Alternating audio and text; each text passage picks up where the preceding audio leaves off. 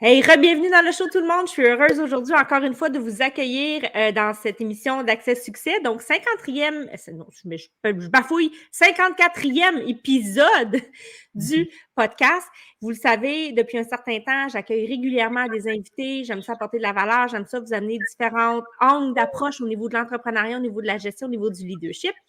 Et juste avant que je vous présente mon invité aujourd'hui, en fait, je vous invite à vous abonner, à vous inscrire au show. Vous pouvez trouver dans les commentaires le lien pour vous abonner sur Apple Podcasts, Spotify Podcasts. Et j'arrête là pour l'instant. Je présente mon invité d'aujourd'hui, donc Cindy Di Pietro. Je suis vraiment heureuse de t'accueillir. J'ai envie de te laisser l'espace pour que tu puisses te présenter. Hey, merci pour l'invitation, Karine. Je suis super contente d'être là aussi avec vous autres. Donc, bonjour à tous ceux qui écoutent ce merveilleux podcast. Je suis Cindy Di Pietro, comme tu l'as dit. Je suis mentor et allié pour les parcours financiers et entrepreneuriales depuis les 7, bientôt, dernières années.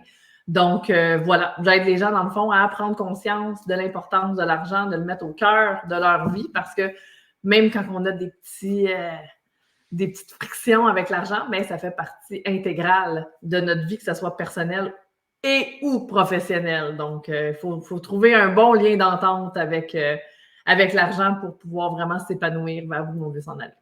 Ah oui. Puis c'est exactement de ça qu'on va parler aujourd'hui. En fait, on va parler de la pertinence du leadership financier en affaires. Parce que, ben, être en affaires, ça veut dire générer des revenus. Hein? Sinon, Voilà. on n'est pas en business, il faut retourner travailler. Là.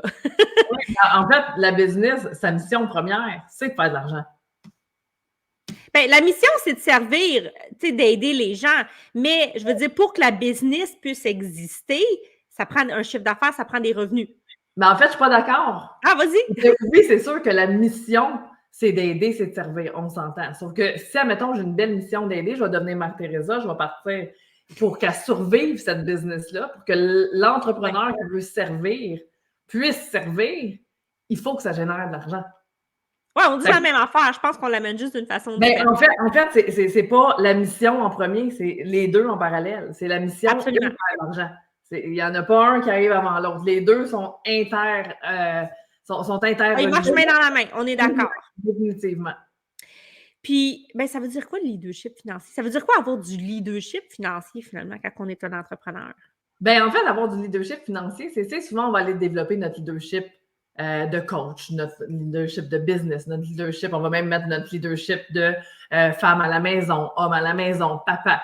Mais le leadership financier, c'est souvent quelque chose qui est complètement mis de côté parce que de toute façon, on n'a pas d'éducation nécessairement sur les finances et ça nous fait peur beaucoup. Fait que le leadership financier, encore plus en business, c'est de prendre conscience. Je donne une image que les gens comprennent bien d'habitude. Ceux qui écoutent des films, admettons, américains, le monsieur là, qui est à son bureau là, en noisier, whatever, là, avec son gros scotch puis son cigare, puis on y amène ses chiffres, puis tout de suite, il regarde, puis il fait « OK, on met telle personne à la porte, on engage telle chose, on fait tel investissement. » C'est la compréhension de ces chiffres. Donc, d'être capable de leader sa business en compréhension, en partenariat avec ses chiffres d'affaires pour prendre des bonnes décisions qui vont permettre, dans le fond, une évolution et d'arrêter de laisser dormir de l'argent dans le compte de banque. Hey, ben, ça, c'est si l'argent est dans le compte de banque parce qu'il faut qu'elle rentre dans le compte de banque. Mais j'aime vraiment ce que tu dis. Puis, tu sais, moi aussi, je le constate sérieusement. Les gens ne connaissent pas le chiffre sur le bout des doigts. Puis, en fait, on dit chiffre, puis là, peut-être que c'est du chinois pour plein de gens. Des chiffres. Hein? Oui, il faut suivre des marqueurs, il faut suivre des métriques, il y a des paramètres qui vont. Tu sais, je viens du milieu de la santé, puis. Il fallait faire des fameuses statistiques. Puis le monde haïssait ça, faire des statistiques. Mais en fait, c'est ça, les chiffres. C'est les statistiques un peu que tu dois faire parce que c'est les chiffres parlent. Puis on peut aussi, il faut faire attention, on peut faire parler les chiffres, mais les chiffres parlent. Et c'est ces chiffres-là qui vont t'aider à prendre les bonnes décisions, à savoir, OK, je mets mon énergie où parce que là, ce que je viens de faire n'a rien donné. Absolument. Ou a donné quelque chose. Absolument. Mais par contre, je vais mettre un petit bémol parce que je suis 100% d'accord avec toi. Sauf qu'il faut faire attention parce que chaque personne a ses traits de personnalité, a sa façon de gérer. Si la personne, elle est vraiment terrorisée par ses chiffres, elle a toujours délégué. On ne peut pas y arriver avec une structure de tu dois faire ça de même parce qu'il y a des métriques puis parce qu'il faut tailler un système. Il faut que tu t'ajustes. Il faut que la personne, elle s'ajuste à quelque chose qui va lui faire du bien, qu'elle va avoir du plaisir à gérer. Parce que sinon, elle va continuer, elle va retomber dans ses vieux patterns, puis le problème ne sera toujours pas réglé. Fait que l'importance de l'unicité, de regarder l'entrepreneur, c'est où ses blocages, c'est comment qu'elle fonctionne. Et là, à ce moment-là, tu pinpointes des façons de gérer son argent, de comprendre son argent. Après ça, elle pourra déléguer, mais en connaissance de cause, que quand ça arrive chez elle, elle sait comment prendre les bonnes décisions. Bien, je suis d'accord avec toi. Tu sais, c'est toujours, oui, le moyen que j'ai de nommer, c'est un moyen. Mais après ça, le root cause, tu sais, le problème, la racine là, en tout ça qui fait que. Parce que personne n'est de mauvaise foi. Là. Il n'y a pas aucun entrepreneur qui est de mauvaise foi puis qui se dit ben non, je le fais pas parce que je veux pas le faire. Non, c'est qu'à quelque part, tu l'as nommé, il y a des croyances, il y a des valeurs profondes. C'est viscéral, puis c'est souvent inconscient qui fait que, ben. On le fait pas, mais c'est pas parce qu'on veut pas le faire, c'est qu'il y a autre chose qui est là. Mais dans tout, hein, vraiment. Ben oui, dans tout. Puis tu sais, ça a un impact partout. Tu sais, quand tu connais pas tes chiffres de business, généralement, dans les chiffres perso aussi, il y a des lacunes qui sont faites parce que généralement, c'est l'un envers l'autre. Puis là, on se pitche la balle d'un bord puis de l'autre, on comprend pas trop ce qu'on s'en va. Fait que c'est de réajuster ça, puis ça a un impact partout. Même une business, je vais prendre un exemple super... je parlais avec une adjointe comptable dernièrement, puis elle me disait, tu sais, elle digère des portefeuilles de millions. Puis, une business qui va super bien. Fait que c'est quelqu'un depuis les 15 dernières années qui gère les chiffres de l'entrepreneur et elle prend depuis les 15 dernières années 15 000 par mois. Elle vole, dans le fond, 15 000 par mois depuis les 15 dernières années. Attends une minute, la comptable vole 15 000 L'adjointe comptable, celle qui gérait les chiffres, se sortait un 15 000 par mois depuis, je ne sais pas si c'est 15 ans, mais depuis plusieurs années, sans que la personne s'en rende compte. Puis là, tu vas dire, ouais, mais il est millionnaire, c'est quoi 15 000 pour lui? C'est peut-être un investissement de plus qui aurait permis autre chose.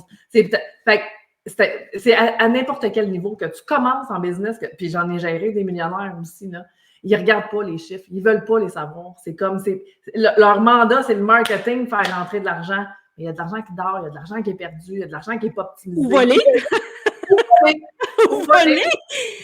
Ah, mais ça me fait tellement rire ce que tu dis parce que j'ai comme l'image, tu sais, des docteurs. Des docteurs, c'est des travailleurs autonomes aussi. Puis, mon Dieu, il y en a qui sont tellement pas à leurs affaires puis qu'ils ne facturent pas ou ils n'envoient pas leurs affaires. Puis, il y en a qui sont super à la coche puis qu'évidemment, ils génèrent le revenu. Mais oui, très souvent, cette absence, ce manque de rigueur, là, parce que là, je pense que ça demande un peu de la rigueur, ça fait en sorte que tu es perdant de toute façon. Oui, puis je vais faire du pouce sur ton... Moi, j'en ai accompagné des médecins. Leur fonds de pension est A1. A1. C'est béton, là, c'est béton. Leur day-to-day, puis généralement, c'est de la compensation. Ils travaillent tellement qu'ils vont compenser en matériel. Mais là, ils ont du over-matériel. Ils ont la maison, ils ont le chalet, ils ont la 4 roues, ils ont le bateau. Fait que là, dans le day-to-day, quand tu regardes les chiffres, ça ne marche pas, là. Ils sont over-endettés. Pas supposé, je veux dire, à 400 000, tu n'es jamais à la maison en plus, 400, 500, 700 000, tu n'es jamais à la maison. Tu as le temps de profiter de ton bateau, puis ton chalet, puis... Tu as plein de bébelles. Fait que là, tu sais, c'est de... On s'en va travailler, puis on sait où tu t'en vas compenser, puis comment on peut défaire. Tu sais, tu as besoin de compenser. Fait que comment on peut compenser autrement qu'en te mettant dans la merde dans ton day-to-day, parce que c'est beau, là, ton futur il est réglé, mais ton présent existe aussi. Ah, puis il y en a que le futur n'est pas réglé non plus, mais j'aime ce que tu viens de nommer parce que, tu sais, tantôt, on parlait d'aller à la racine, puis là, tu viens d'utiliser un mot que tu as répété plusieurs fois qui est compenser.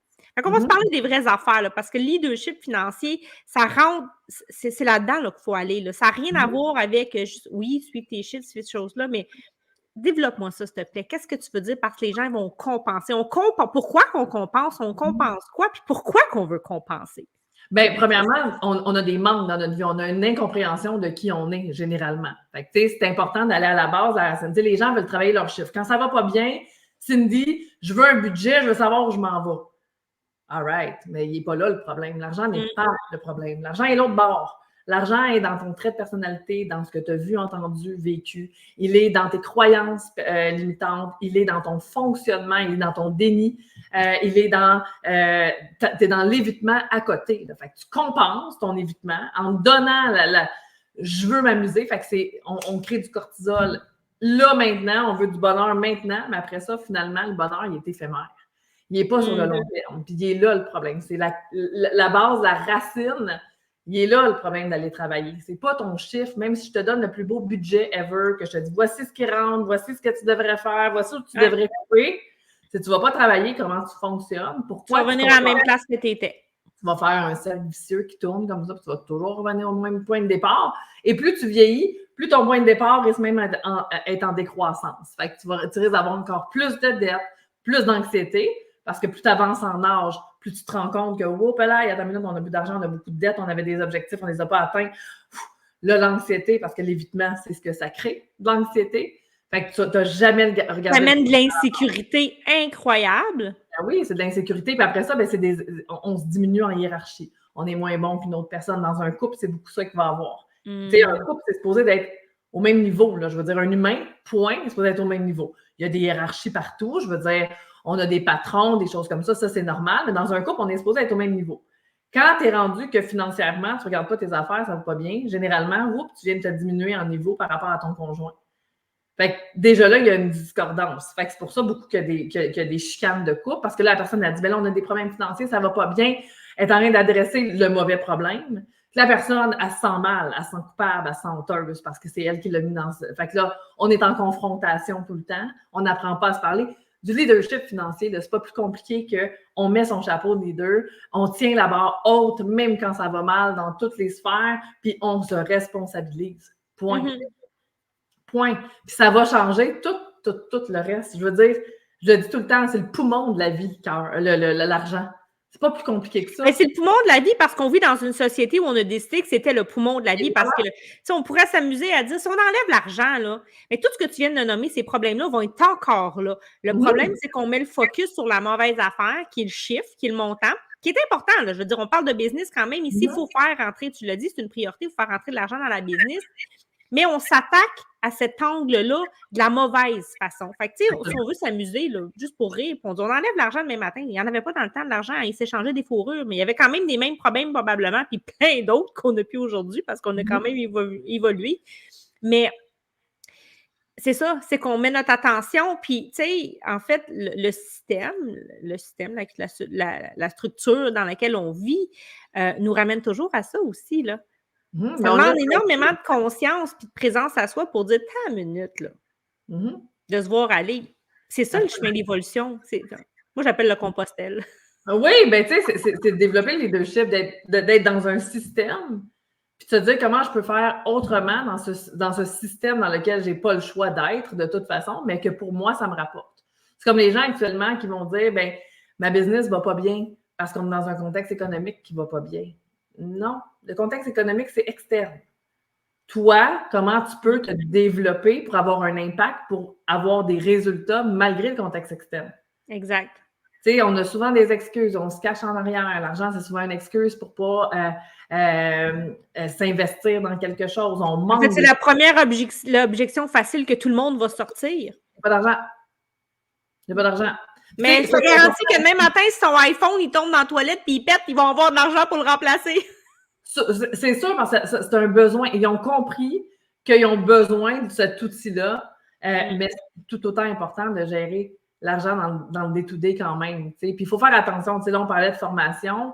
Puis ça aussi, c'est quelque chose qui est tricky. Parce que dans le monde entrepreneurial, on se fait vendre beaucoup l'idée de va te former, va te former, va te former.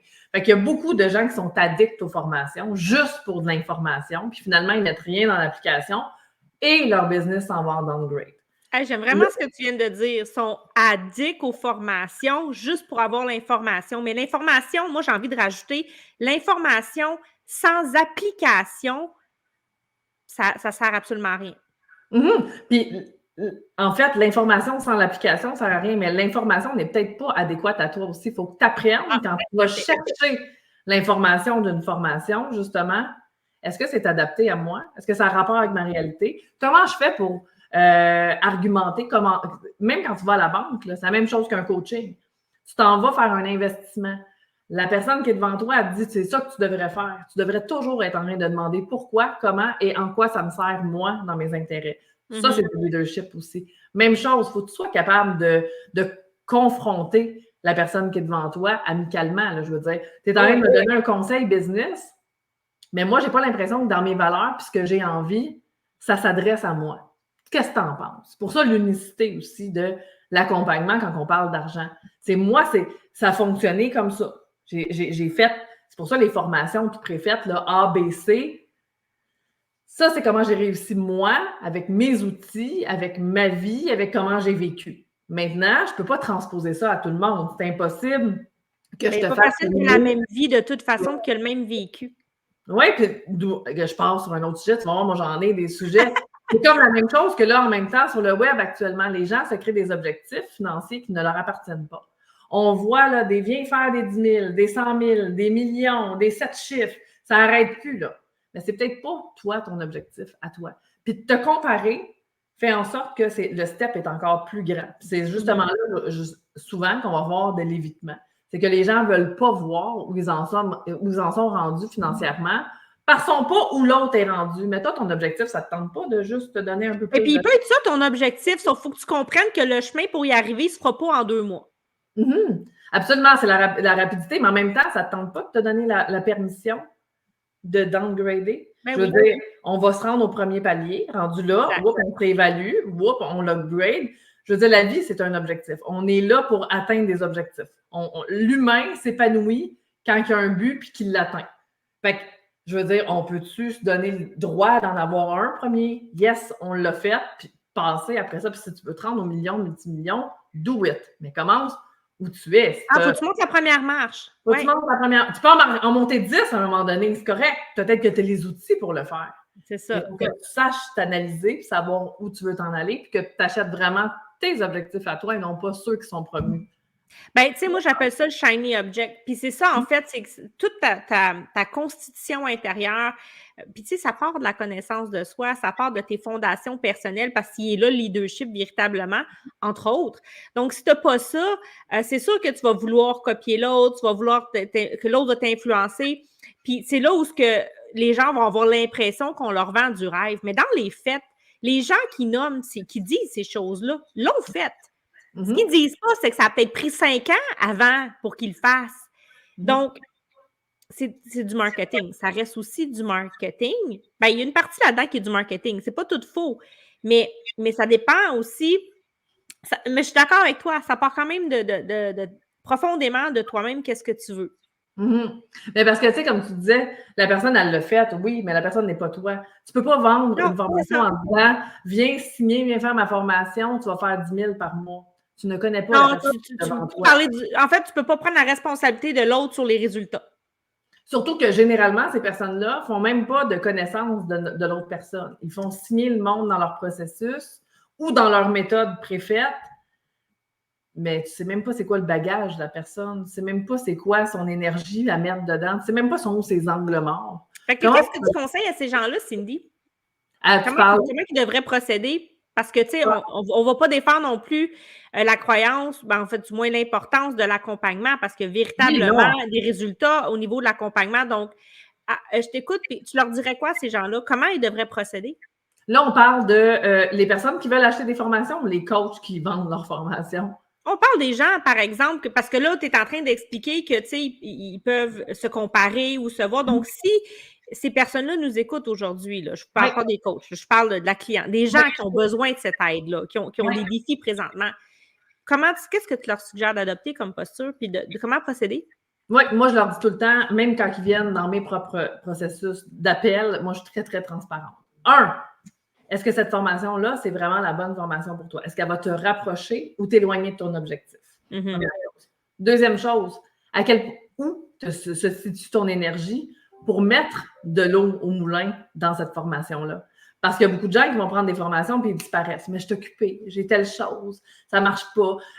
Faut que tu sois capable de challenger la personne qui est devant toi aussi. Ça aussi, c'est important parce que je vais te dire quelque chose qui ne fit peut-être pas avec toi. Fait que, tu sais, il y a plein de choses qu'il faut que tu analyses. Il faut que tu analyses que la personne qui est devant toi, il ne faut pas nécessairement que tu l'aimes. Il faut que tu sois certaine qu'elle est capable de t'amener ailleurs, mais dans ton ailleurs à toi.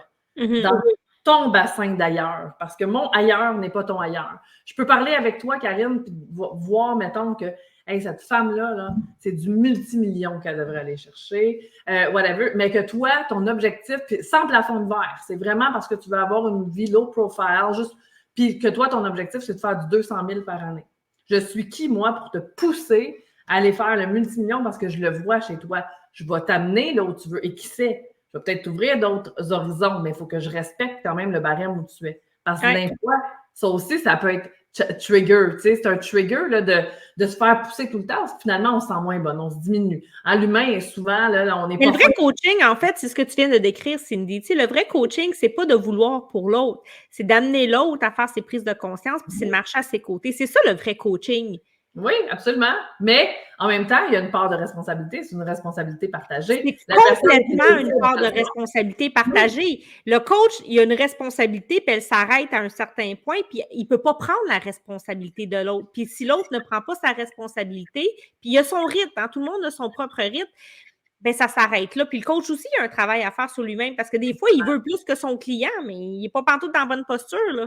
Non, exactement. Fait que, tu sais, c'est une part de responsabilité. C'est là que la part du client, parce que là, c'est de lui qu'on parlait, et de voir à quel point cette personne-là peut vraiment m'amener où je veux aller. Tu sais, elle voit-tu mon unicité? Ou elle voit le chèque de paye, là, au bout du compte. Tu sais, ça aussi, c'est important, parce que là, on est dans un univers où les coachs popent de partout.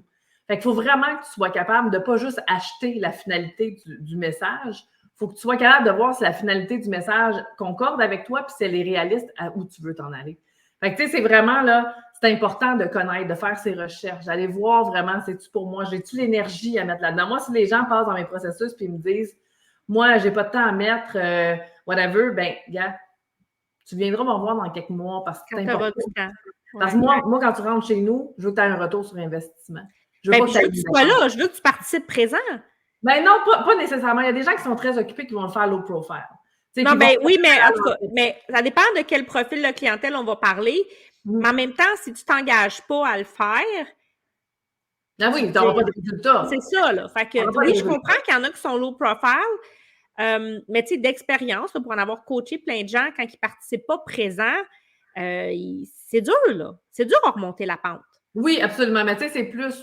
Tu sais, je dirais, il y a vraiment des types de personnalités qui sont plus low profile, qui aiment ça faire ça à leur rythme, mais qui vont envoyer des petites choses une fois de temps en temps, qui ne participeront pas nécessairement en grand groupe. Fait que, tu sais, il faut vraiment savoir départager. Ah, mais attends une minute. Quand je dis participer présent, je ne suis pas en train de dire d'être nécessairement présent en grand groupe, mais ça veut dire je fais le travail. Si j'ai une leçon à écouter puis que j'ai des exercices à faire, c'est ça participer présent. C'est participer présent pour soi. C'est je m'engage à le faire.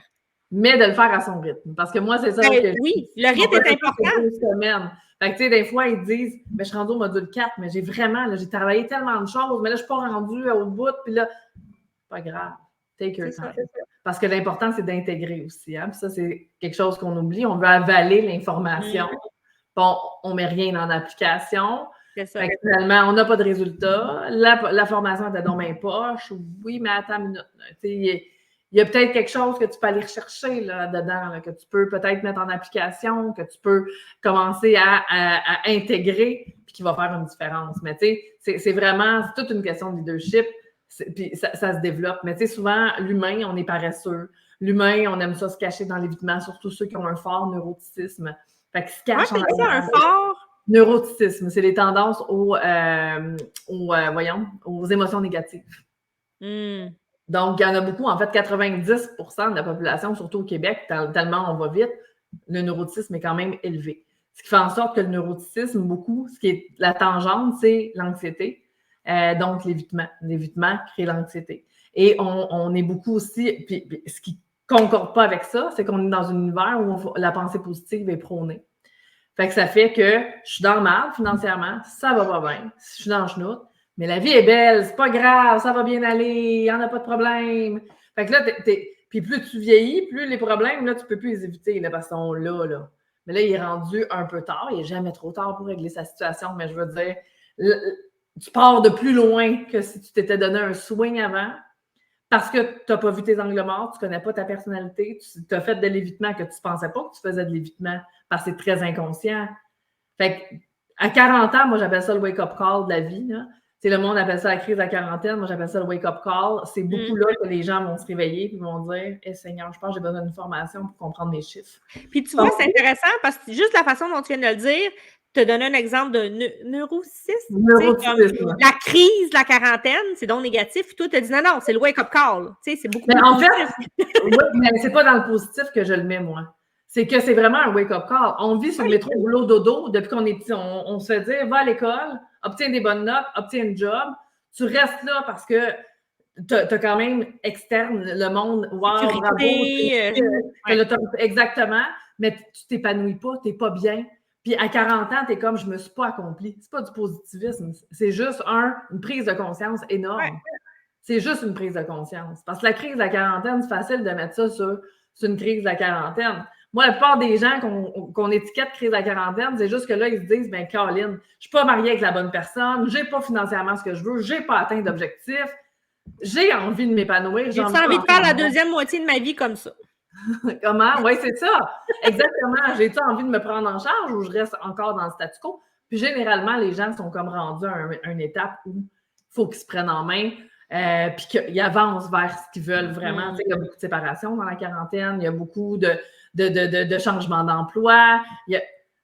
Fait que tu as envie de t'épanouir, tu as envie enfin d'aller chercher ce qui te revient. Fait que c'est pas une question de positivisme, c'est vraiment une question de je me connais mieux. C'est la façon dont tu le dis, en fait. On est d'accord. Mais en même temps, c'est deux choses différentes. C'est pas un positif vers un négatif, c'est juste deux états qui sont complètement différents. Puis, ça a piqué ma curiosité, là, ce terme-là que je ne suis même pas capable de répéter. Le neuro-autisme, comment qu'on vainque ça? Comment on vainque le neurotype? En fait, c'est en s'observant.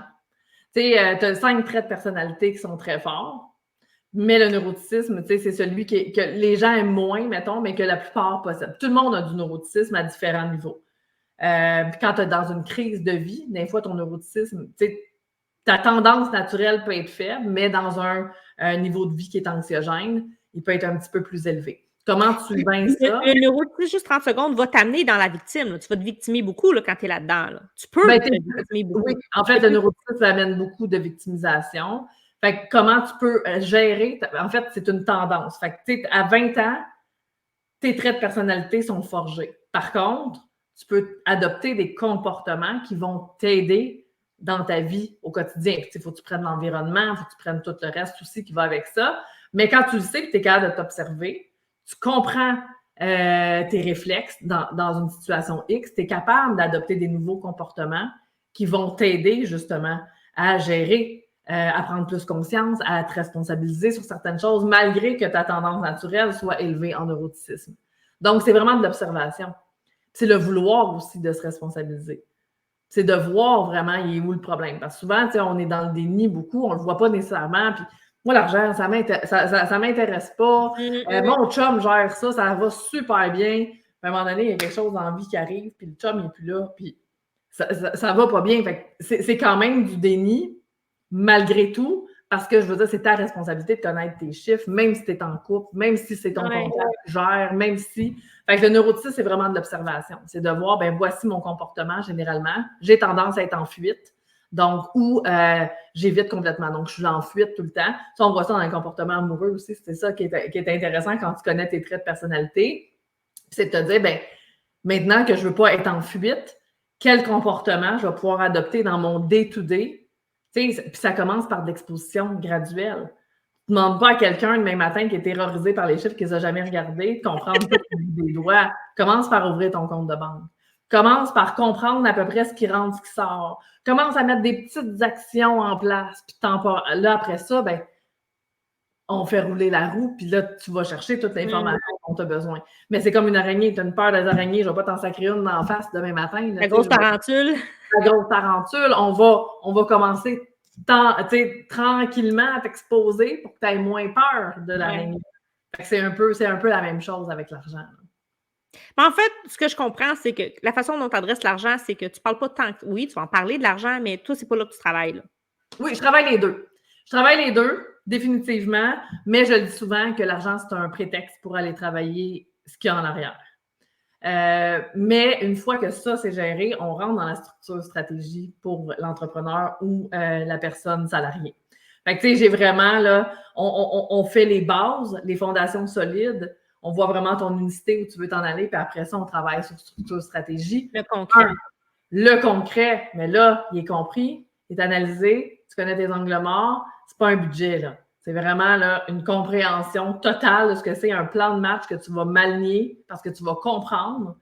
Puis là, c'est bien plus...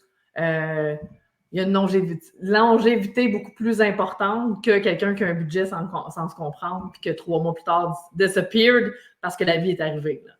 Fait que dans le fond, tu fais comme tu design le blueprint avec la personne. Un petit peu plus profond que juste le blueprint. Tu sais, c'est vraiment la personnalité et croyance ensemble. Tu sais, juste une croyance, mettons, là. Tu sais, c'est le danger de travailler juste les croyances limitantes. Comme je disais dans ma masterclass, là, je pense que tu l'as écouté, que tu vas le réécouter. C'est que, mettons, quelqu'un qui dépense à outrance va dépenser beaucoup parce qu'il est en compensation, se rend compte de cette croyance-là, la défait et devient la personne la plus pixou de l'univers, dépense plus pour elle, fait plus rien. On vient de tomber dans un autre problème. Un autre extrême. Un autre extrême. Fait qu'on a défait une croyance pour en amener une autre. C'est pas ça qu'on veut. Ce qu'on veut, c'est un in-between qui fait du sens. Un équilibre dans le déséquilibre. Parce que j'ai tout le temps, avec l'argent, tu peux jamais être en équilibre. C'est un équilibre dans le déséquilibre. Fait que tu t'amènes vraiment à fluctuer, mais il faut que tu sois, même quand tu es au plus bas, il faut que tu aies ton leadership très élevé. Parce que c'est justement quand tu es en bas qu'il faut que tu sois capable de te donner la main et te ramener. Fait que c'est important de connaître toutes ces angles. Fait que c'est pas juste des croyances, c'est pas juste la stratégie. C'est vraiment l'unicité de la personne, les valeurs de la personne, la personnalité de la personne, l'environnement dans lequel elle est, tout son bagage humain qui va faire en sorte que là, on va être capable de travailler sur ce qu'elle veut vraiment, son unicité. Puis c'est là qu'elle va s'épanouir. Parce que souvent, il y a des gens qui vont être en formation, les meilleures formations ever, puis sont comme j'ai rien compris, je mets en application, je travaille fort, il n'y a rien qui sort. Généralement, ce n'est pas une question de travail plus, tu vas avoir des résultats. C'est une question qu'il y a des angles morts qui n'ont pas été travaillés, qui n'ont pas été vus ou qui ont été omis parce que la personne n'a pas nécessairement ces outils-là pour aider ce client-là sur cet aspect-là. Puis ça fait en sorte que la personne met à stagne. Puis elle se sent pas bonne, puis elle se diminue. Puis elle a encore plus de misère à avancer dans ses objectifs.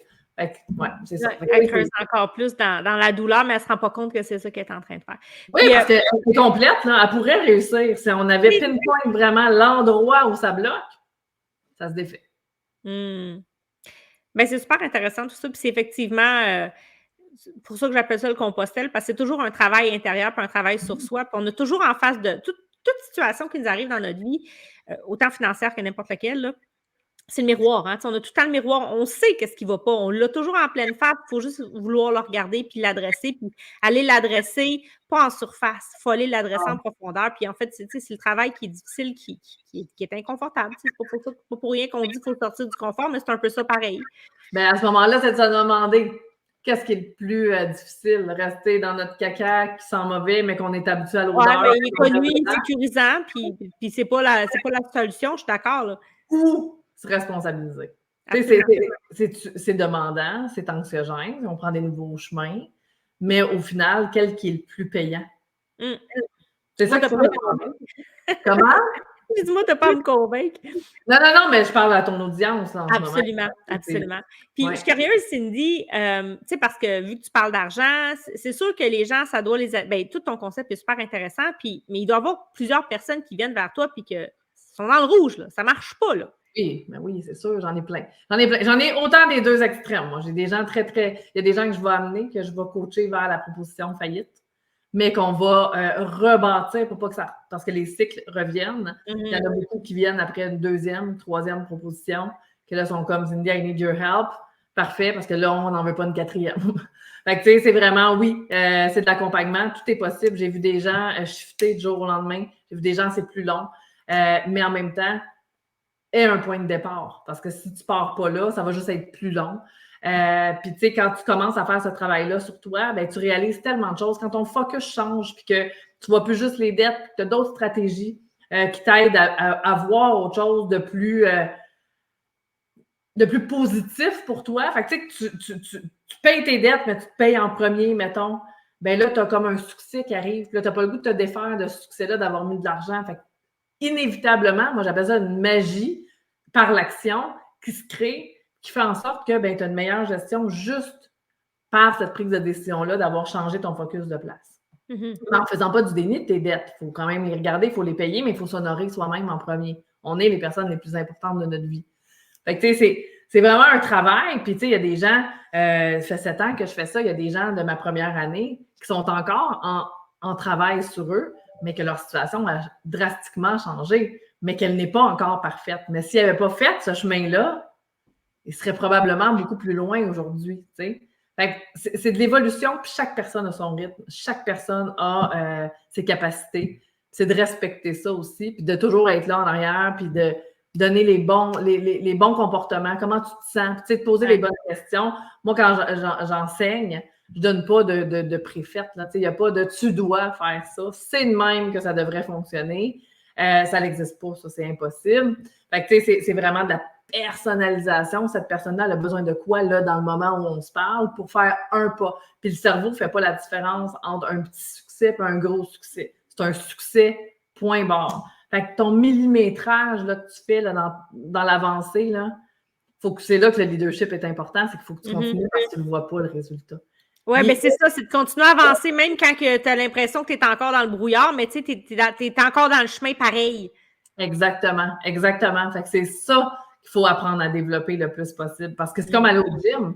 Je vais au gym pendant 6 mois, je ne vois pas de résultat, la balance me montre le même chiffre, mais à un moment donné, je prends mon tour de taille, puis hop, là, il y a un demi-point qui vient de partir. J'ai le même gros pareil, ça balance, c'est juste que j'ai pris de la masse musculaire. Exactement. Fait que, tu sais, c'est microscopique, ça aussi, puis ça demande du leadership de continuer à y aller, même si on ne voit pas de résultats. Tu sais, il y a des gens qui vont y aller parce qu'ils aiment s'entraîner. Il y en a qui y vont strictement pour perdre du poids. Fait que si tu y vas, ben, c'est un mauvais objectif. Ça aussi, c'est important d'établir les bons objectifs. Je veux faire 1 million demain, c'est pas un bon objectif. C'est trop flou. Ton objectif, c'est je veux plus de résultats ou d'impact, mettons, dans ma business. OK, parfait. Pourquoi? Boum. Tu décortiques et après ça, tu décortiques en action. Là, à ce moment-là, tu es capable d'avancer. Ton but est beaucoup plus clair que 1 million. Pourquoi 1 million? En fait, il ne faut pas mettre le focus sur le chiffre, il faut mettre le focus sur tout le chemin à faire. Puis il faut avoir du fun dans le processus aussi. Tout à fait. Sinon, c'est quoi l'idée de lâcher ta job pour te ramasser dans quelque chose d'encore plus plate? Oui, mais il y a beaucoup de monde qui deviennent esclaves de leur business à un moment donné. C'est plus anxiogène que de rentrer au bureau. Oui, mais c'est ça. Il faut trouver le plaisir. Il faut trouver la fibre du plaisir tout le temps. Et voilà. Et voilà. Ah, mais merveilleux. Merci, Cindy. C'était super intéressant. J'espère que ça va avoir plu à notre audience. Ça amène en tout cas plein d'éléments intéressants. Si les gens veulent te découvrir, comment ils peuvent le faire? Bien, en fait, on peut me trouver sur mon groupe gratuit sur Facebook qui est le Cash Golden Nugget. Pas plus compliqué que ça. Dans le fond, tu rentres dans le casino, tu mises sur toi. Oh, wow! C'est un casino qui est à Las Vegas. Tu peux me trouver sur mon site web, cindydipietro.com. Sinon, je suis pas mal sur toutes les plateformes. On va laisser le lien aussi en commentaire si les gens veulent aller visiter, voir ton groupe, voir ce que tu fais. Good! Ça fut un réel plaisir. Donc, je te laisse la phrase, la finalité, en un mot, en une phrase. Qu'est-ce que tu as envie de dire aux gens qui nous écoutent? Responsabilise-toi. Point. Tout est dit. Tout est dit. Hey, super. Merci beaucoup, Cindy. Merci à toi de l'invitation, Karine. Ça me fait plaisir. Donc, en terminant, si vous avez aimé le show, abonnez-vous, partagez. Voyons, qu'est-ce que je veux dire? Partagez, abonnez-vous. Puis, vous pouvez aussi aller voir qu'est-ce que Cindy a fait. Elle fait quelque chose d'exceptionnel, d'incroyable. Et on se retrouve la semaine prochaine. Bye tout le monde!